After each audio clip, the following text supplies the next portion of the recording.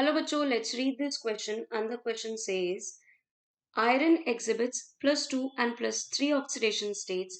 Which of the following statement about iron is incorrect? बच्चों यहाँ पर पूछा गया है कि जो आयरन है उसके बारे में कौन सा स्टेटमेंट इनकरेक्ट है। तो ए ऑप्शन में बोला गया है ferrous oxide is more basic in nature than ferric oxide.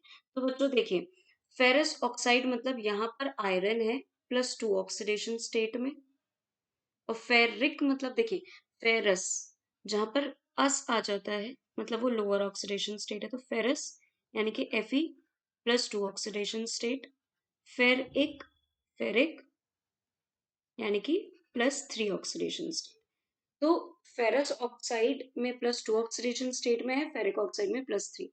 और हमें पता है बच्चों कि जैसे जैसे ऑक्सीडेशन स्टेट इंक्रीज होती है बेसिक नेचर डिक्रीज होता है। तो हम ये कह सकते हैं oxidation state is inversely proportional to basic nature या बेसिक स्ट्रेंथ। ठीक है, तो ऑब्वियसली ये वाला स्टेटमेंट करेक्ट हो गया। सेकेंड स्टेटमेंट की तरफ चलते हैं। Ferrous compounds are relatively more ionic than the corresponding ferric compound. जो फेरस कंपाउंड्स है मतलब Fe+2 वाले हैं वो ज्यादा आयनिक होते हैं in comparison to ferric compound. तो ये स्टेटमेंट भी करेक्ट है बच्चों, क्योंकि जैसे जैसे ऑक्सीडेशन स्टेट बढ़ता जाता है वैसे वैसे साइज जो है ऑक्सीडेशन स्टेट में पॉजिटिव ऑक्सीडेशन स्टेट बढ़ता जाता है तो साइज छोटा होता जाता है।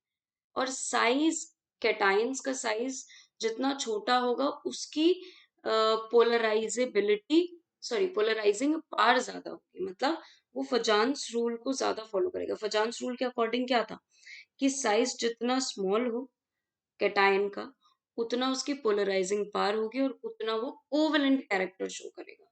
तो भाई जो लोअर ऑक्सीडेशन स्टेट में होंगे उनका साइज कंपैरेटिवली बड़ा होगा हायर ऑक्सीडेशन स्टेट वालों से, तो वो कंपैरेटिवली ज्यादा आयनिक होंगे। तो बी स्टेटमेंट करेक्ट हो गया। सी स्टेटमेंट में देखते हैं ferrous compounds are less volatile than corresponding ferric compounds. जो फेरस कंपाउंड्स हैं वो ज्यादा वोलेटाइल नहीं है, मतलब फेरस कंपाउंड जो है वो लेस वॉलेटाइल है फेरिक कंपाउंड्स के कंपैरिजन में। तो ऐसा क्यों होता है बच्चों, क्योंकि जो कोवेलेंट कंपाउंड्स होते हैं, जो यहाँ पे एक स्टेटमेंट लिखते हैं हम, covalent covalent compounds are more volatile covalent compounds are more volatile than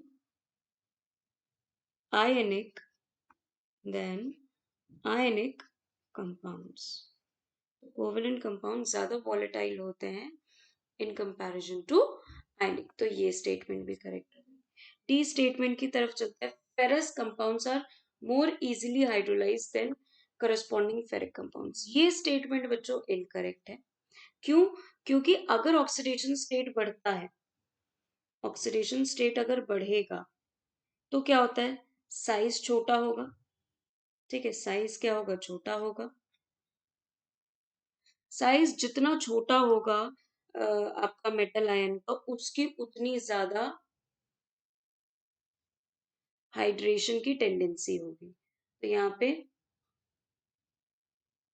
hydration tendency लिख देते हैं, हाइड्रेशन टेंडेंसी। क्लियर है बच्चों? तो ऑक्सीडेशन स्टेट बढ़ेगा, साइज कम होगा और हाइड्रेशन की जो टेंडेंसी है वो कम हो जाएगी। तो ये वाला गलत है कि ferrous compounds are more easily, बल्कि फेरिक कंपाउंड्स ज्यादा जल्दी हाइड्रोलाइज हो पाते हैं। तो हमसे इनकरेक्ट स्टेटमेंट ही पूछा गया था, so option D will be the right answer. I hope all of you understood very well. Thank you and best of luck.